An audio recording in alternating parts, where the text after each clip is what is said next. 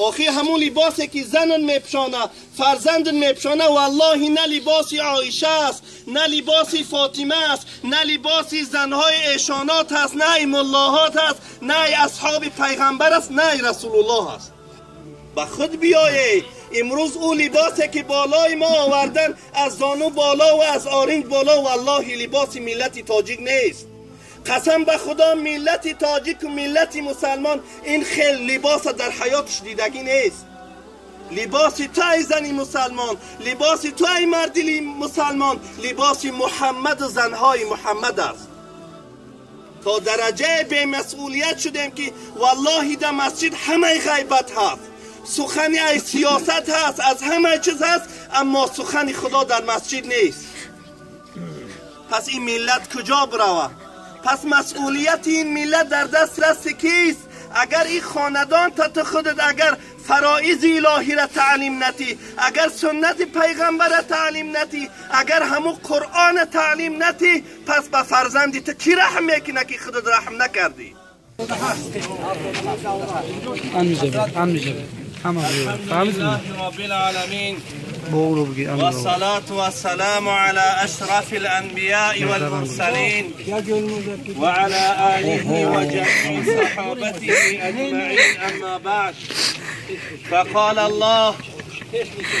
يا أيها الذين آمنوا قوا أنفسكم وأهليكم نارا. ای بندگان خداوند، الله جل شأنه برای شما میفرماید که شما خودتان و خاندان خودتان از آتش دوزخ نجات بدهید. یک مسئله مهمی که میخواهم امروز صحبت کنم به مسئولیتی پدر و مادر نسبت به فرزند است. قسم به الله که امروز فرزند مسلمان چنان به صاحب شده است که حتی همون گوسفندایی که در کاه هستن اونهای خیلی به صاحب نیستن. برای فرزندت بهترین لباس میگیری، برای فرزندت از طلا و از خوراکه و از همه مال دنیا مهیا میکنی، لیکن یک بار فکر نمیکنی که فرزندی تو چه خیلی لباس میپوشونه. آستینای برزده، سوتالیچ،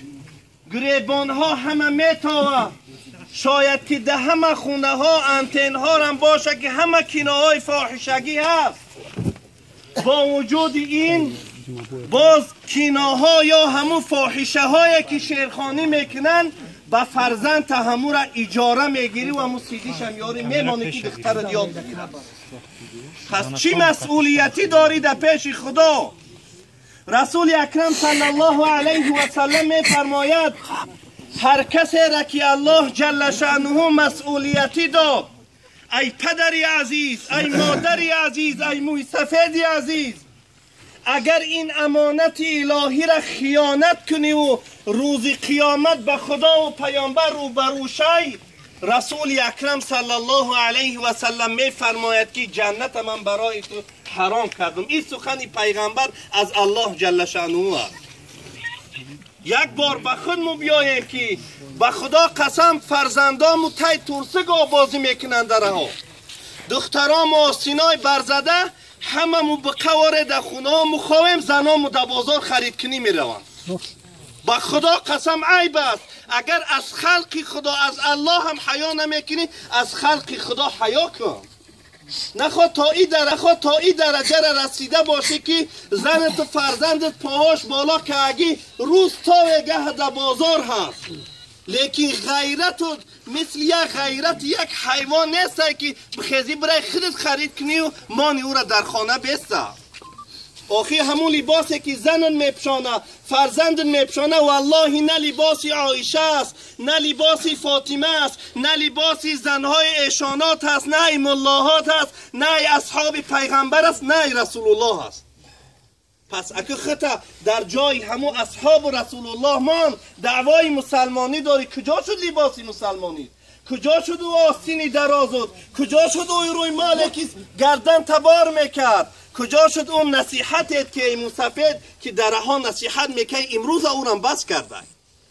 به خدا قسم بعضی دخته میگذر آستینش کلته ایشان زاده ملا و ملا زاده مولوی و مولوی زاده سرش خم میکنه میره یک بار نصیحتش کن از تو هیچی نمیره و دشنام نمیتیه پیغمبر از زده نیکی نصیحت بس نکرد رسول الله روده و روچکی شتره در سرش پرتافتن لیکی نصیحت بس نکرد والله که امتی که از اون نصیحت برداشته شد قسم به خدا امتی که از اون نصیحت برداشته شد والله که غضب خدا بالای اومد می آید علاج نیست من در یک جنازه پیشتر گفتم که همون حاید از ما دور نیست یا که شراره را هممون میدانستیم که خدا چه خیلی این کوه را بالای اونها آورد امروز هم باشه ای آبی دریاها و ای گیسها از ما دور نیست خدا بر یک بلا ما اتره میگیره مگر اون روزی که تو خاندان تا از این گناه و از این معصیت من کنی تا درجه به مسئولیت شدیم که والله در مسجد همه غیبت هست سخنی ای سیاست هست از همه چیز هست اما سخنی خدا در مسجد نیست پس این ملت کجا بروه پس مسئولیت این ملت در دست کیست اگر این خاندان تا خودت اگر فرائض الهی را تعلیم نتی اگر سنت پیغمبر را تعلیم نتی اگر همون قرآن تعلیم نتی پس به فرزندی تو کی رحم میکنه که خودت رحم نکردی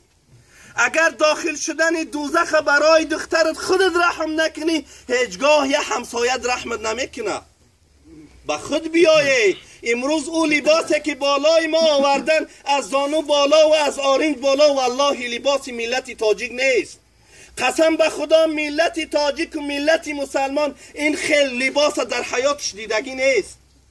لباس تو ای زنی مسلمان لباس تو ای مردی مسلمان لباس محمد و زنهای محمد است